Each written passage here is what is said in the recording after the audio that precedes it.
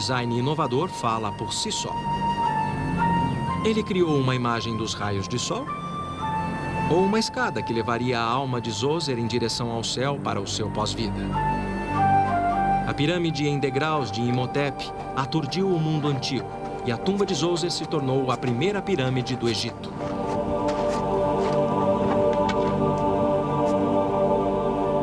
Tentativa e erro, sucesso e fracasso. Não sabemos as curvas de aprendizado dos sucessores de Imhotep. O fato é que ele deu início a uma nova tendência. Quantas tentativas fracassaram, jamais saberemos. Meio século depois, o rei Huni, ou rei Snéfero, elevou o design das pirâmides a novas alturas. Os estudiosos não sabem qual deles foi o responsável. Para construir mais alto, eles experimentaram uma base quadrada em Maidum. Mas o céu era o limite, e depois de transferir o local da tumba para Dashur, Snéfero começou um projeto ainda mais ambicioso. No começo parecia ter dado certo, só que na terceira fase da construção, a ambição de Snéfero teve que se curvar à inclinação. Uma das teorias é que o tremendo peso estático pode ter causado rachaduras nas paredes interiores. Então diminuíram um ângulo que conferiu ao projeto o nome de pirâmide inclinada.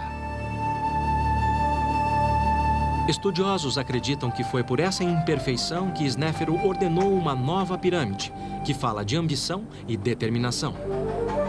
Para a pirâmide vermelha, eles copiaram a base quadrada e o novo ângulo da pirâmide inclinada, mas com melhores proporções. Pode parecer tentativa e erro, mas, com o tempo, eles aprenderam a calcular suas construções com cuidado. O papiro de Hind data de 1650 a.C. Apesar de ser uma cópia de um documento anterior, ele pode ser mais antigo, pois a era de construção de pirâmides terminou 150 anos antes. É um pergaminho de 4,5 metros. Esta parte mostra que os antigos criaram uma fórmula para calcular as proporções perfeitas de uma pirâmide e que tinham uma compreensão básica dos princípios do Teorema de Pitágoras. 1000 anos antes de Pitágoras ter nascido. O que Snéfero criou foi a primeira pirâmide verdadeira, com 4 triângulos iguais sobre uma base quadrada. Agora eu quero ver como eles resolveram as questões de peso no interior.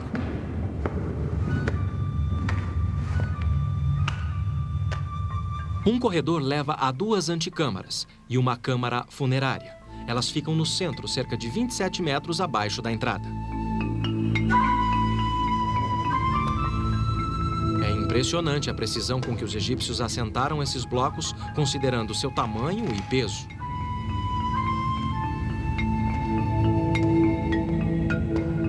Então era assim que eles distribuíam o peso excessivo. Eles construíam o que os arquitetos chamam de mísulas. Esta tem mais de 12 metros de altura. Cada camada projeta algumas polegadas da camada anterior até se encontrarem em cima. Caramba! Depois o corredor se eleva alguns metros, levando até a câmara mortuária.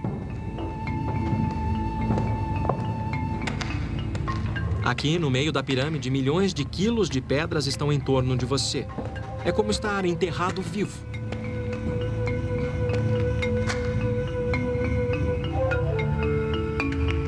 Há muito tempo os ladrões limparam este lugar, mas o ar aqui dentro parece não ter mudado em milhares de anos. Por esta passagem estreita não entra ar fresco, apesar de o teto ter 15 metros de altura. Sufocante é pouco.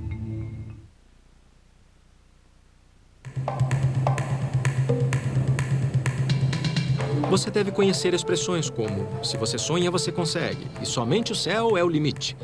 Quando eu visitei lugares antigos do Egito, eu vi que esses aforismos eram verdadeiros há muito tempo.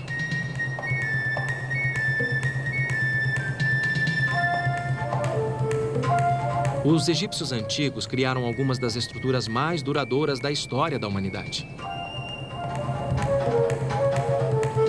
Principalmente quando passaram a dominar os 6 maiores requisitos da construção e que são consistentes com as 80 pirâmides que construíram. O primeiro princípio é a base quadrada. Para obter uma base quadrada perfeita, eles marcaram os 4 cantos da pirâmide, algo que devem ter feito com barbantes. Precisão é importante porque, se os lados não estiverem exatamente iguais, você terá problemas para erguer a pirâmide. Numa segunda fase, construíram um núcleo com degraus, como aqui em Gizé, perto do Cairo, onde é possível ver as várias camadas. Muito do que ainda resta é o núcleo. Essa é a maior pirâmide de todas. É a tumba do faraó Quéops, que governou o Egito na metade do século 25 a.C. Elevada a cerca de 150 metros acima do solo do deserto, esta foi a construção mais alta do mundo por quase 5.000 anos. Ninguém sabe ao certo quais eram as técnicas, pois com o tempo, os traços de seus métodos de construção foram se apagando e despertando sempre novas teorias. Um terceiro aspecto é a localização e orientação da pirâmide. Depois do rei Snéfero, todas as pirâmides eram voltadas para o eixo leste-oeste, igualando a vida e morte do rei ao nascer e pôr do sol. Orientar a pirâmide na direção certa não parece ter sido problema para os antigos, porque qualquer erro na maioria das pirâmides é de menos de 1 grau. A seleção do local também incluía o item material de construção suficiente. Para a fundação e o núcleo, eles usavam o maior número possível de blocos de calcário de local próximo. Os estudiosos fizeram as contas. Uma pirâmide como esta exigiu quase 2,5 milhões de blocos de pedra, uma montanha virtual.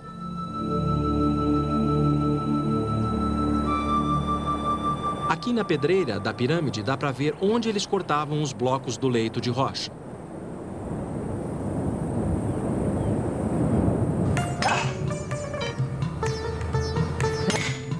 Ainda hoje, a extração de pedras é um trabalho duro e requer muita força, humana e mecânica.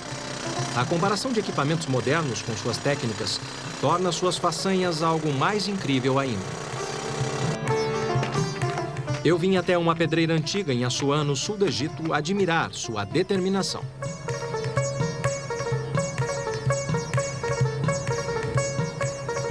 Este é um bloco de dolomita e, acreditem ou não, era tudo que os egípcios precisavam para extrair enormes blocos de granito. Eles o usavam como marreta e martelavam até fazer buracos como este. E, por fim, uma vala. Devia ser um trabalho maçante mesmo, mas era muito eficiente.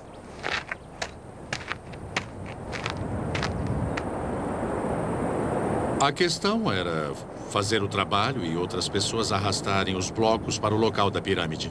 Eu me encontrei com Dennis Stocks, estudioso e autor de um livro sobre a técnica de trabalho em pedra no Egito Antigo. A questão era quadricular para isolar blocos prontos para serem extraídos e colocados na pirâmide. Ele explicou como eles moviam esses blocos para construir o núcleo da pirâmide.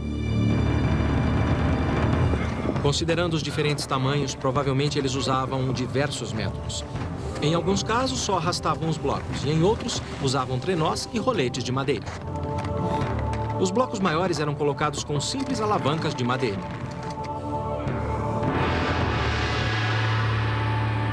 No topo, as pedras eram bem menores e podiam ser colocadas com a mão. Na quarta fase da construção, eles encaixavam pedras menores para dar a forma da atual pirâmide. O truque não era tanto o formato perfeito de cada bloco, mas o peso total de cada fiada, que tinha que ser absolutamente idêntica. Como vocês podem ver, as pirâmides foram construídas com pedras de todos os tamanhos e formatos. Algumas tão grandes quanto um caminhão, outras do tamanho de uma geladeira, todas encaixadas com exatidão. Como se isso não fosse difícil, os construtores tinham que manter um ângulo constante de uma fiada de pedras para outra.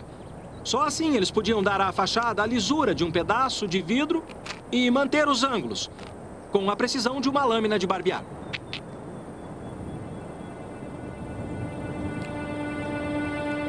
O quinto requisito da construção da pirâmide era o ângulo reto, a inclinação e sua proporção com a base quadrada. Isso era crucial em termos de durabilidade. Por último, havia os blocos de acabamento brancos e lisos em calcário. Na maioria dos casos, eles foram retirados quando as próprias pirâmides se tornaram pedreiras. No topo da tumba de Quefren, filho de Quéops, resta um fragmento. Eu soube que o Dennis fez pesquisa sobre os blocos de acabamento.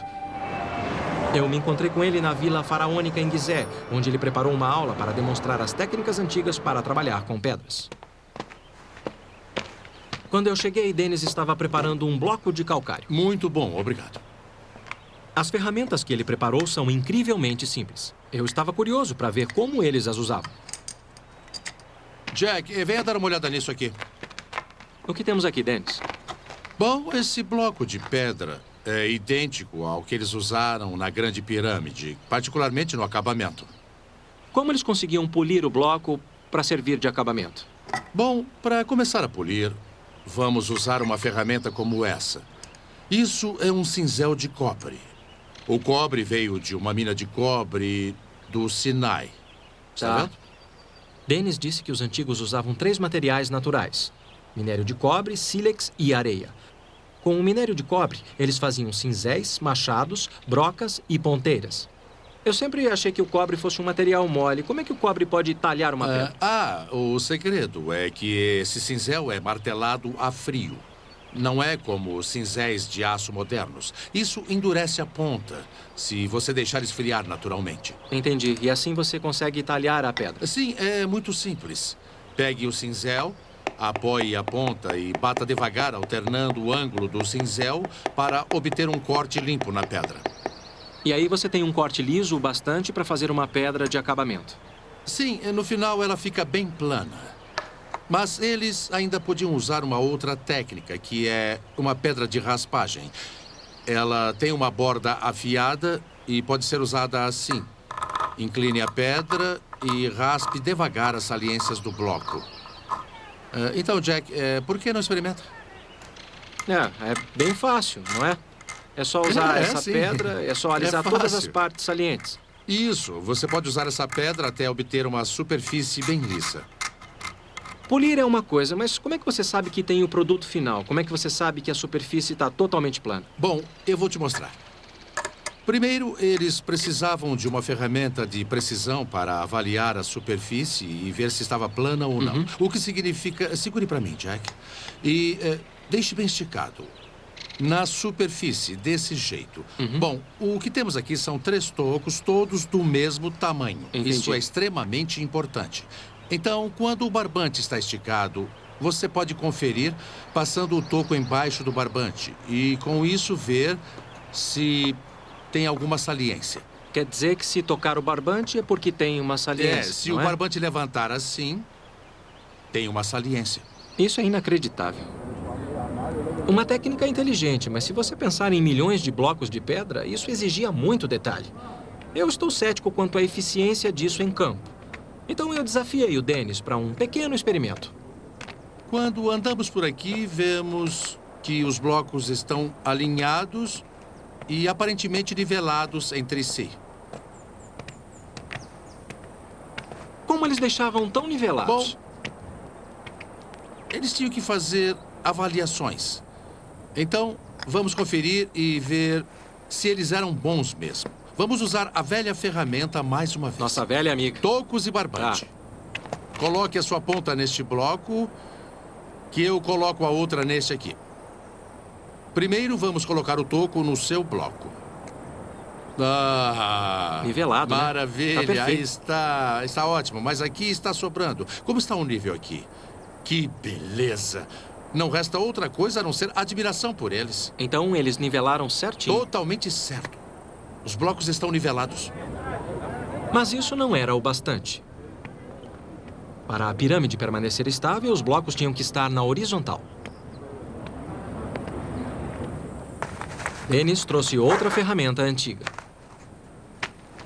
Nós podemos usar esse nível para verificar se o bloco está mesmo na horizontal. Horizontal como a superfície d'água.